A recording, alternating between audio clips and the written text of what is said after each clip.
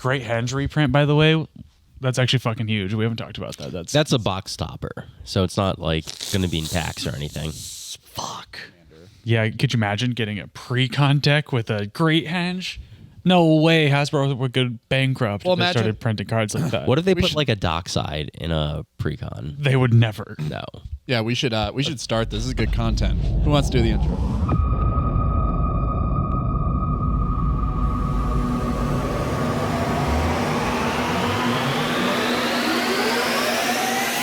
Yo, what up, guys, and welcome to the MoxStars podcast. Just an average Monday with the crew here. I got Chris Ritter. Always here. Evan Kunai. What up? And I'm just kidding, because it ain't an average Monday when we're talking about gosh dang magic. We are talking about two super sick topics today. First off, we have some insane Lord of the Rings spoilers. This week has been crazy. I think it's what everybody has been talking about on Reddit. And then we're catching up, you know? Even though we're here all the time, we haven't been brewing new stuff or talking about it. So we're coming together, we're talking about what we're thinking, what we're brewing, and it's Magic Monday, so what we're freaking playing. Let's get started. Where do we start? Where do we start? Can we start with a little subtopic? Oh, you know where we start? Hit If me. you'd like to support the show, That's where we freaking start. be sure to look down below in the description to find our link tree. You can follow all of our accounts there. And if you like this video, be sure to hit that thumbs up, subscribe, and hit the bell for more notifications about the MoxStars podcast. Hey, do we still have one of those super rare limited edition etched foil MoxStar stickers available? Just 497 left. yeah, we have stickers aplenty. We did receive a comment. Thank you so much, Chris, for reaching out. You will get a sticker. Oh, even though We did get a comment. you said you didn't want it. The comment said he didn't want a sticker. It was like we got our first comment in a long time, and we're like, if you comment below, you will get a sticker. And he comments, "Love you guys. Don't want the sticker. Your ass is getting a sticker, dude. I don't care if that postage is $4. It is coming your way. I'll just bring it home with me. I'll take it home. Priority shipping. Yeah, no worries. I'll take it to him. I will deliver it to you in person." Your ass is getting a sticker. Great. We started there. We did start there. I think we talk about these insane freaking spoilers. Do we come out swinging? Do we talk about the big elephant in the room? That Luca died today in the March of Machines. Well, that wasn't the topic. Subtopic. Luca died. I mean, there He's was an gone. elephant in the Magic news today. What's that? In the lore news, the elephant from Strixhaven became a planeswalker. That's right. Oh, yeah. What's his name? Quintorius? Yeah. Quintorius. Yeah, of Lorehold. He was kind of a sick little guy. Yeah, with all the artwork they were spoiling from the set, people were like, Quintorius is in this a lot. Like, why is he in like 4 or 5 pieces of artwork right now? So Sweet. Yeah, we're getting lots of stuff, lots of lore, lots of spoilers, tons of shit is happening right now in the Magic world. yeah, and now after this story resolves, which will be 2 more days from now, from the time this is recorded on 3/20, the story will be finished, and we'll start to get spoilers, so you guys can start to look forward to our spoiler episodes, which you all seem to love. You'll be spoiled with our episodes. We'll spoil you. But yeah, we can move on to the actual elephant in the room. Jordan, what is it? We are talking about the one-of-one serialized Soul Ring reprinting. If you guys think there are not... This is the One Ring. The One Ring. The serialized The One Ring. The One Ring, which is a Soul Ring. It's not a Soul Ring. It's not a Soul Ring? It's not a Soul Ring. The One Ring is a One Ring. It's a One Ring. It's a One Ring. The other One Ring situation, the other rings of man and elves and dwarves and whatnot are soul rings. Yes, they are. Yep. Yeah, see here. It's that 4-mana dude. Oh, then why are we even fucking talking about this? Because it's a great card, I think. Because it's going to be worth a lot of money. There you go. There's the nail on the head.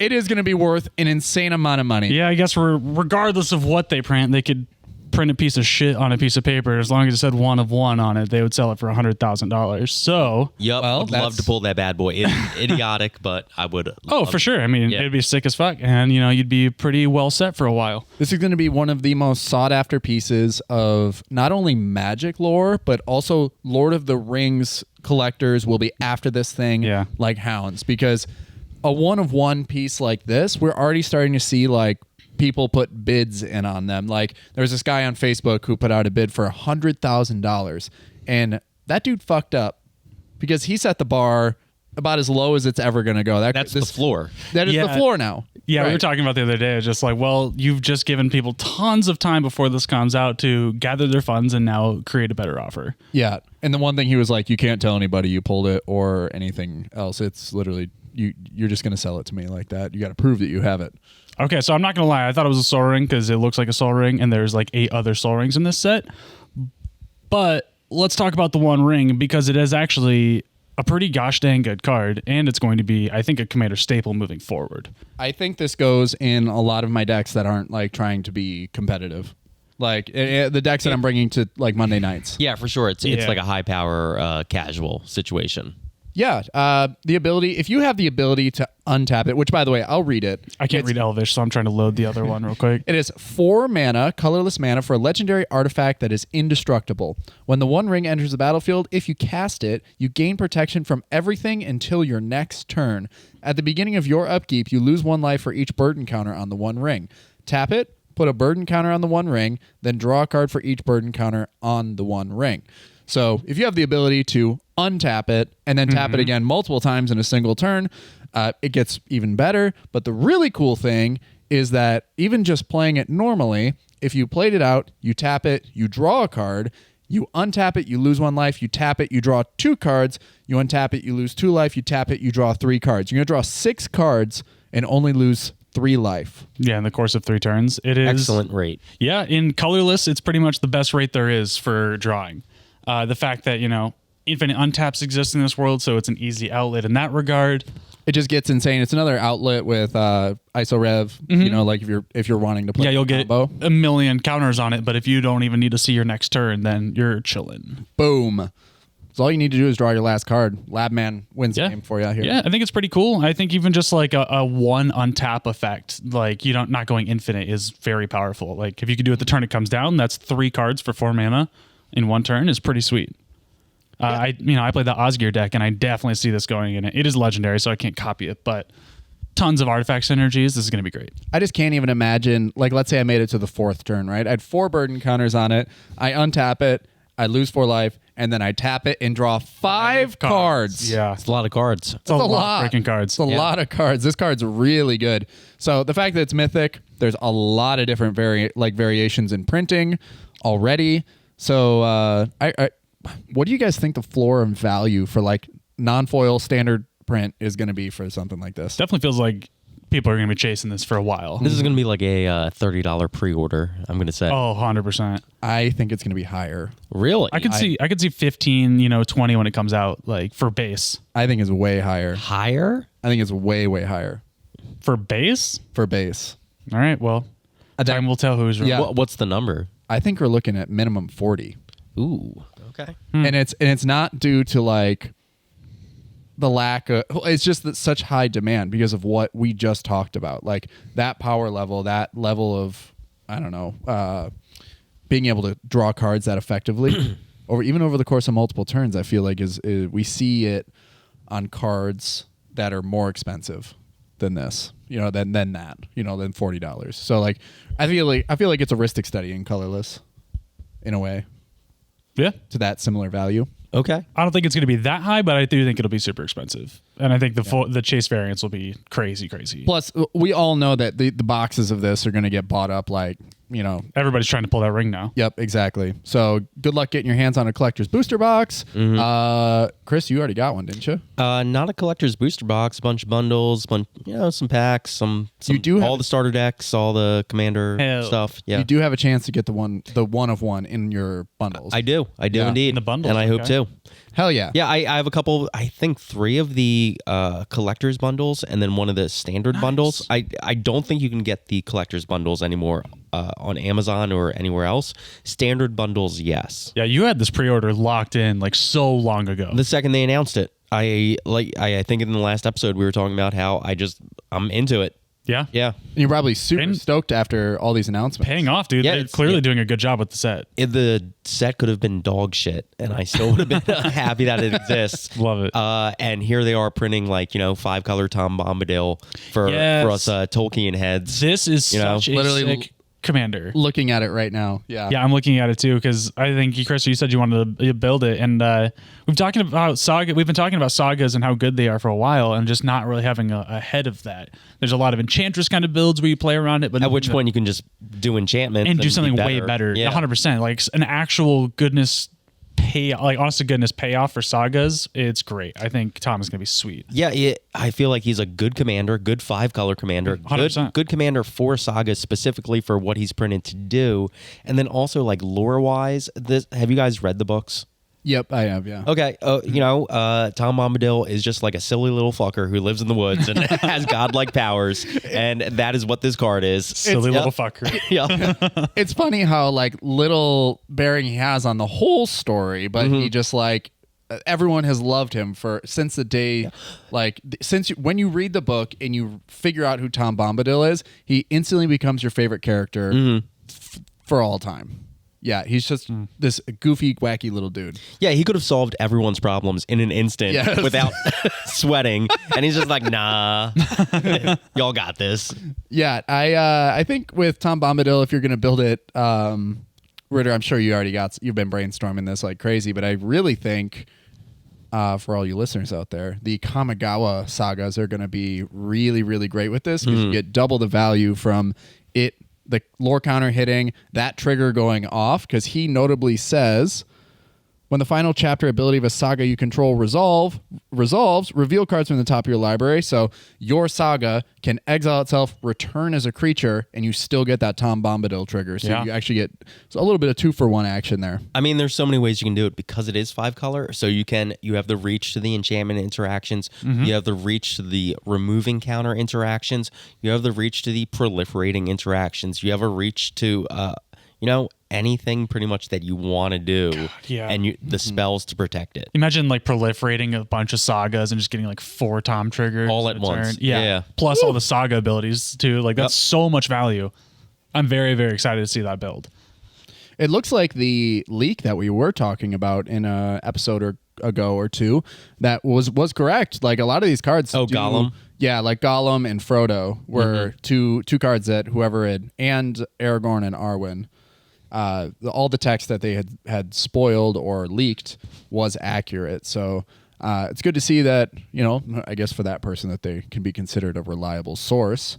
But yeah, shouting out Frodo, the one white Frodo with black in the text box. It's a new Luris companion viable commander.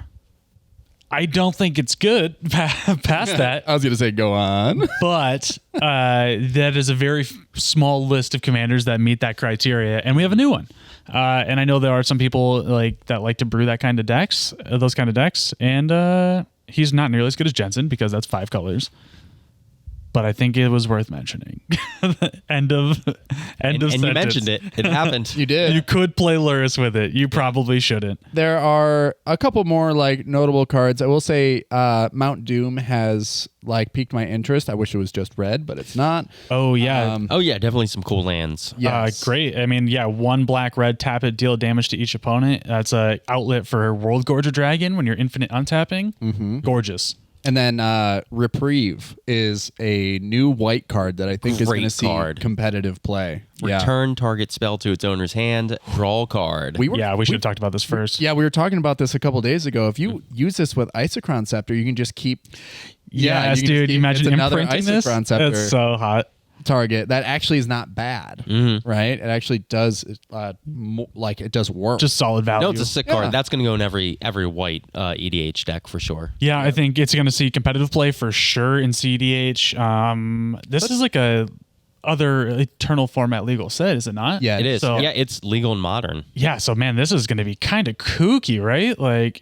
we're already seeing lots of control decks like splashing white or even prioritizing white for how good it's gotten lately. Now it gets this. This is going to be crazy. I mean, the closest thing white had previous to this was like Lapse of Certainty, which is way worse. And Way 3 worse. mana. Yeah. Do it. Yeah. Yeah, the fact that it replaces itself and makes them take a turn off on their casting. Like you just hit a giant CMC spell. And the flavor Also text- better than Mana Tithe.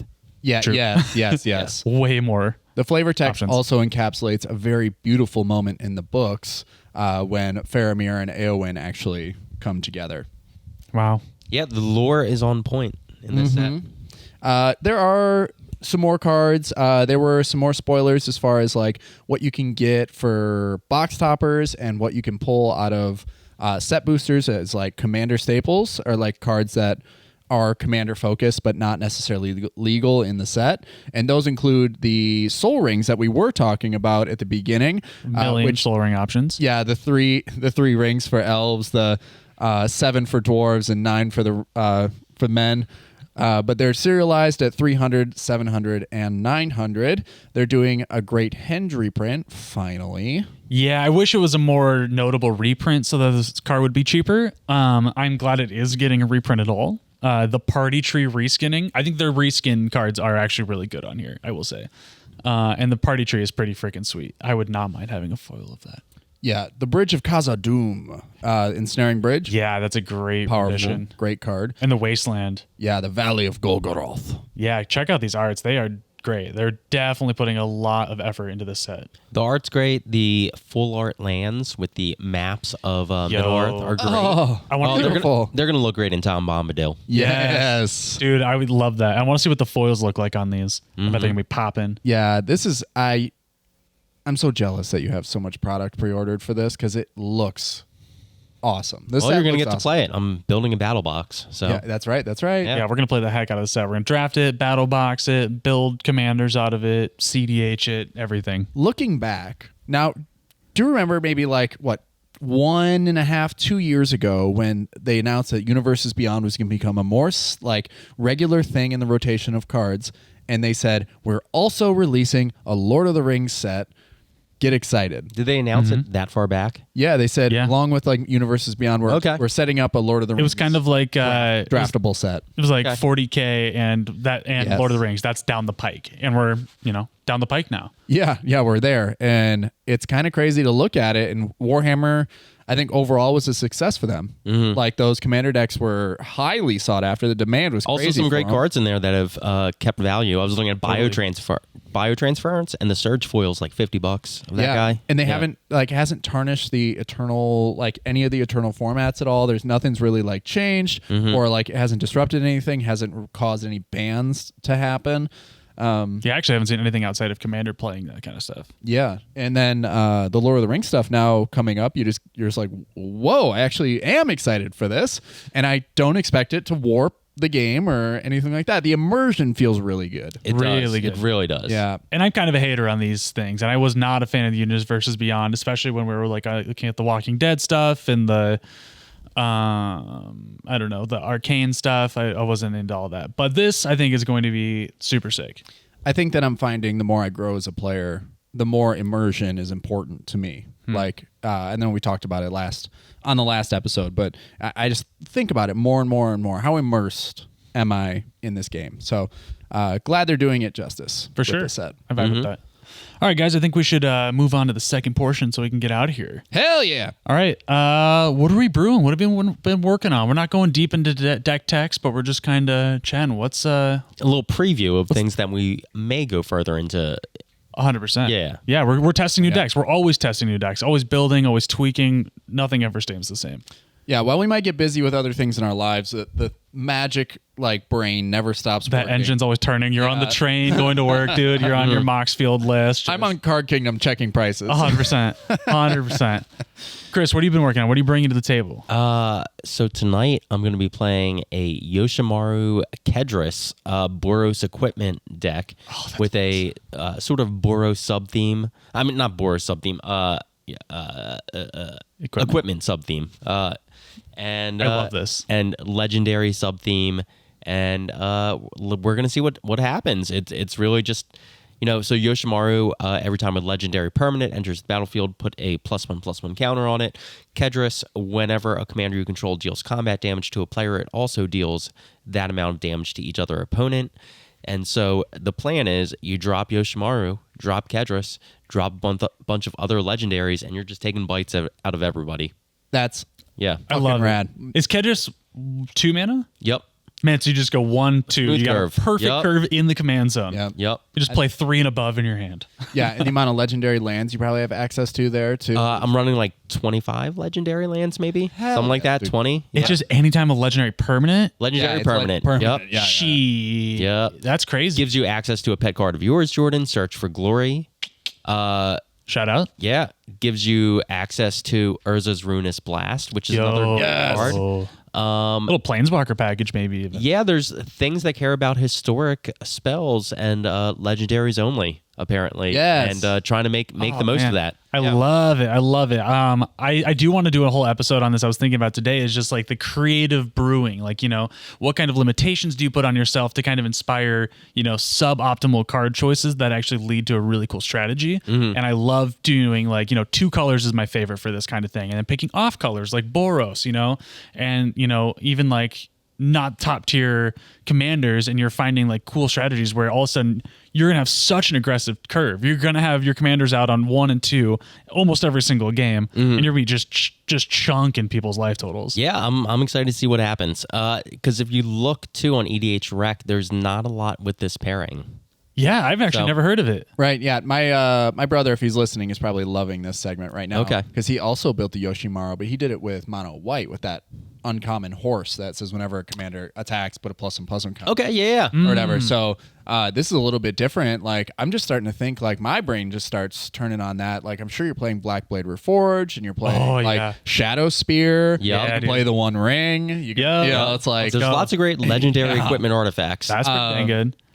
what Chromatic Ori is for whatever reason a legendary artifact. Yeah, too. So you 100%. can- Is it? Yeah. Okay. 7 mana, but if you get there, it is a decent way to generate a fuck ton of mana. Yeah, I can just imagine you have a sword of X and Y, and you're like, you swing at that player, and you're just like, you have the protection. Are you running those at all? No, because they're not legendary. Yeah, They're not- Hearth and Home might be your best option, but to like Not legendary. But none of them are legendary. So What about Umezawa Jite? That's legendary. It's gotta is. be. it is. That's in there for 100%. sure. And that's a fun card that hasn't found a home in other decks that I have yet.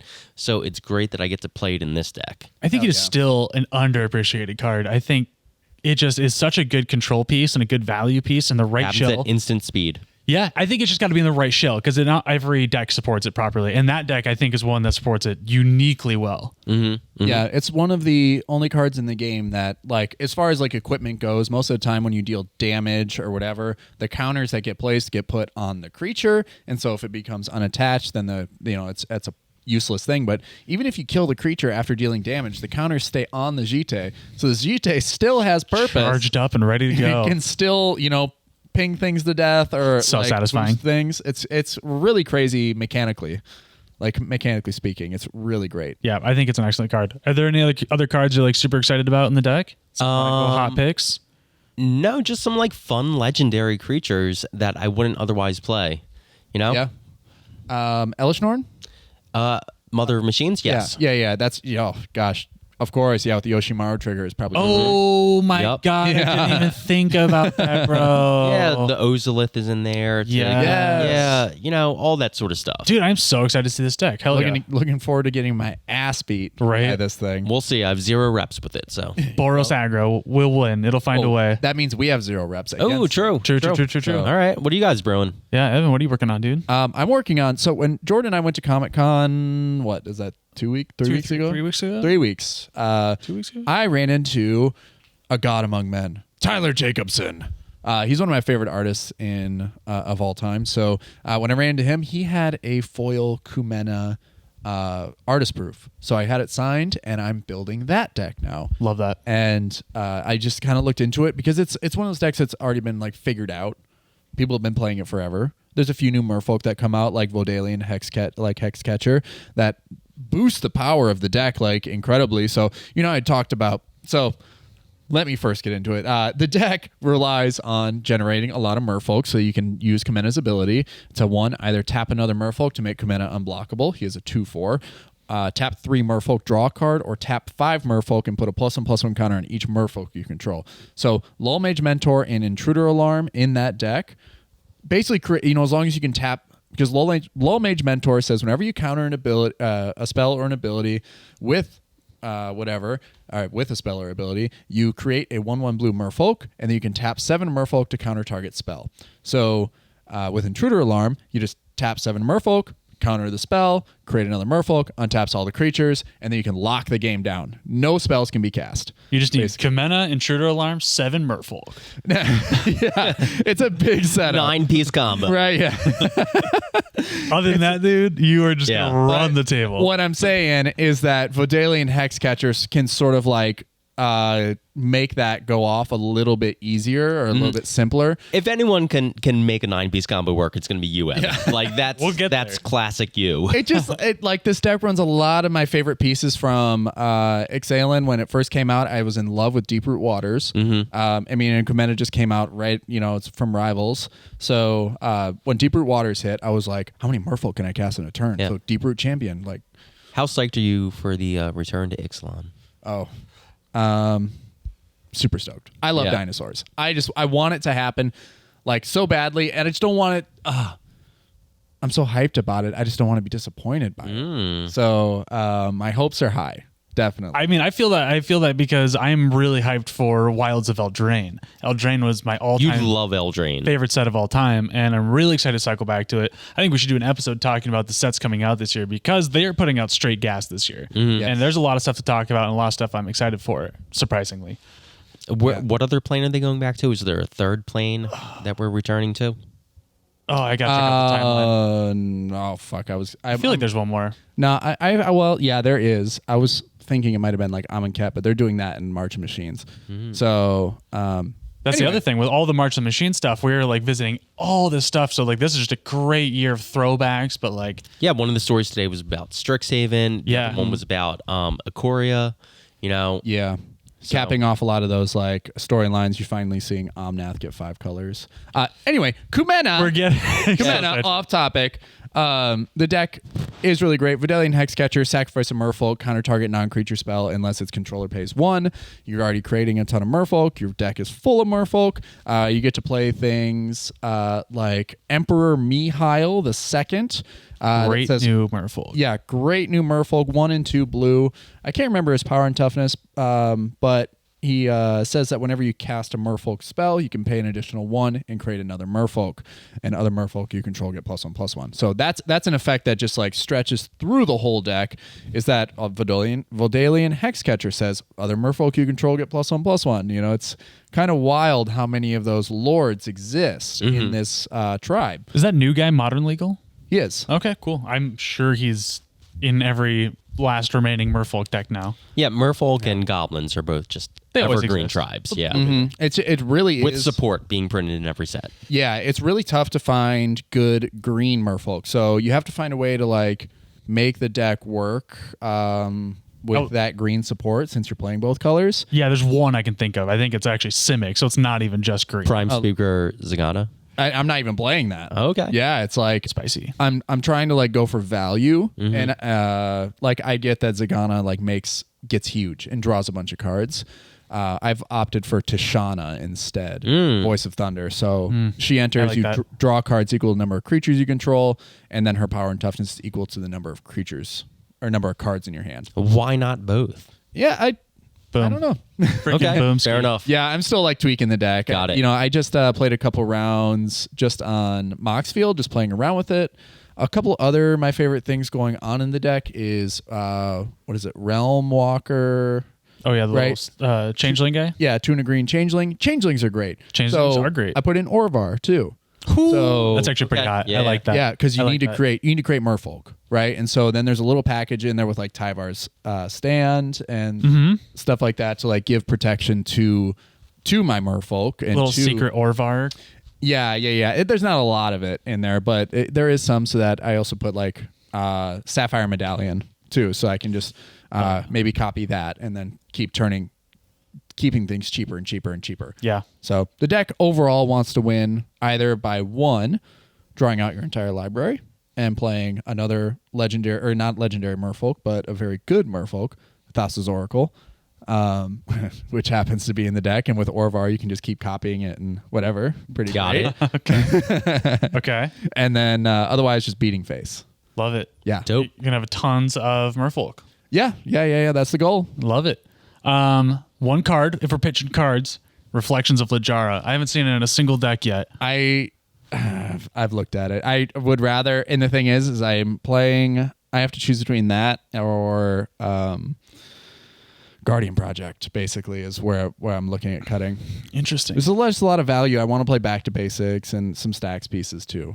I just want to see one deck play Reflections of Littjara. Then you build it. No. What would you rather play? Because it's the same mana cost. Reflections of Littjara or Guardian Project? no, the 3 and 2 blue enchantment that's got birds on it. No, it's like whenever a creature, you name a creature type, whenever one enters or attacks, you draw a card. Oh, you're talking about the Kindred Discoveries. Kindred Discovery, yeah. Kindred Discovery's way better. Okay, then which one? Well, I mean, hear me out. You put both those together, and now Kindred Discovery is twice as good. Yeah, why don't you just build a different deck, Evan? Just build it how I would build it. There are often times, and I think that just overall in general with the game as it's grown over the years, is that games don't last that long. True. You know, and so It's a slow card. yeah, even if I'm playing against Chris's new deck, I don't He's feel gonna like eat you alive. Yeah. He would eat me alive, just like me trying to set up a Reflections of Littjara like value engine. I just don't see it happening. I know. Then I have to put Mana Vault, Mana Crypt in the deck. That's how you make those strategies work. And then you always get on my ass about playing Mana Crypt and everything. He puts Mana Crypt in everything. Because I want to make less popular strategies work. I feel it. Anything else? Nah, what are you working on, dude? I'm still working on Hello. I've been really vibing with Grixis not in a CDH format, and so I can play lots of other cards. You know, I feel like obviously if you're Grixis and CDH, you have to be greedy and play every single good card, and I would rather play some bad cards that are more fun. What are some bad cards that you're interested in playing? Oh, that is just such a great question. Well, one, I want to start off with my absolute highlight, because in the journey of building on Hello and playing it a few times, I came across my own spicy piece of tech that I think is just absolutely incredible. So, and Hello has the Casualty 2 on your first instant or sorcery each turn. What I found is Narset's Reversal gets absolutely fucking busted with Casualty 2, because you can Casualty trigger, sack it, and then copy your own Narset's Reversal, bouncing it, copying it, and then bouncing their target. So you get to copy your Narset's Reversal, putting the original back in your hand. The copy then resolves bouncing their spell, allowing you to copy their spell, bouncing it back to their hand. So you end result, their spell's back in their hand, your Narset's Reversal's in your hand, and you have a copy of their spell on the stack.